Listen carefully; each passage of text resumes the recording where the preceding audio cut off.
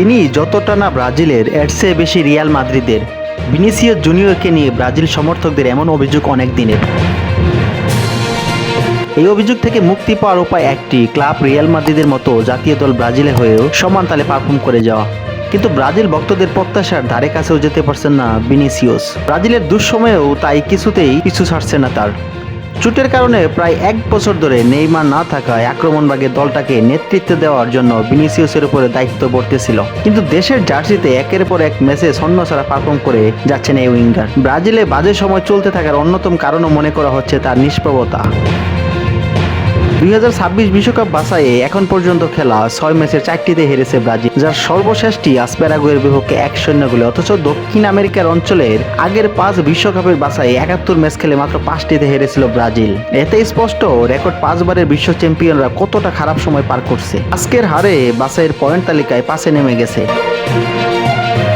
প্রত্যাশা পূরণ করতে না পারায় ভিনিসিয়াসকে আরো কড়া সমালোচনার মুখে পড়তে হচ্ছে। কোপা আমেরিকার পর বিশ্বকাপ বাছাইও ব্যর্থ হয়ে তারেকের উপর রীতিমতো বিরক্ত ব্রাজিল সমর্থকরা। প্যারাগুয়ের কাছে হারার পর ক্ষমা চেয়েছেন তিনি। ব্রাজিলের ক্রীড়া বিষয়ক টেলিভিশন নেটওয়ার্ক স্পোর্টিভিকে 24 বছর বয়সী উইঙ্গার বলেছেন, আমি সমর্থকদের কাছে ক্ষমা প্রার্থী। তারা সবসময় আমাদের পাশে থাকেন, কিন্তু এই মুহূর্তে আমরা কঠিন সময় পার করছি। আমাদের চাও একটাই, খেলায় উন্নতি করা। আত্মবিশ্বাসের ঘাটতি আছে বলেই প্রত্যাশা পূরণ করতে পারছেন না বলে মনে করেন ভিনিসিয়াস।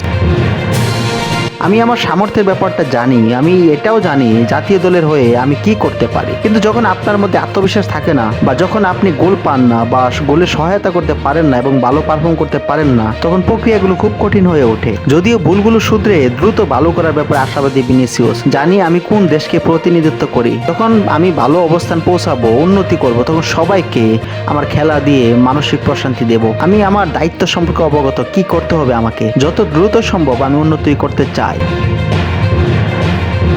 রিয়াল মাদ্রিদের জার্সিতে 2023-24 মৌসুমে দুর্দান্ত কেটেছে ভিনিসিয়াসের। স্পেন ও ইউরোপের সফলতম ক্লাবটি হয়ে গত মৌসুমে স্প্যানিশ সুপার কাপ, লা লিগা ও উয়েফা চ্যাম্পিয়ন্স লিগ শিরোপা জয়ের পথে করেছেন 24 গোল, সতীর্থ দিয়ে করিয়েছেন 11 গোল। এবারের ব্যালন ডি'র জয়ের দৌড়ে তার নাম উপরের সারিতে রয়েছে। কিন্তু রিয়ালের সাদা জার্সি খুলে ব্রাজিলের হলুদ জার্সি পরতে কি জেনে হয় বিনির। ক্লাবে পারলেও জাতীয় দলে পারছেন না কেন, এমন প্রশ্নে বিনির উত্তর, এটা সম্পূর্ণ আলাদা একটা বিষয়। ইউরোপের খেলায় গতি থাকে বেশ, মাঠের এক পাশ থেকে আরেক পাশে বল খুব দ্রুত আসে। জাতীয় দলের হয়ে ম্যাচ জিততে হলে আমাদের দ্রুত মানিয়ে নিতে হবে। আমরা এখন কি ধরনের পরিস্থিতির মধ্যে দিয়ে যাচ্ছি তা কেবল আমরাই জানি। যে কোনো মূল্যে আমরা ব্রাজিলের এই পরিস্থিতি থেকে বের করে আনতে চাই। আমাদের এখন বাড়ি ফিরে ভাবতে হবে পরবর্তী সময়ে কিভাবে ভালো খেলতে পারি। আমরা এখানে পয়েন্ট হারাতে আসিনি, এখন কঠিন সময় চলছে, সমালোচনা সইতেই হবে।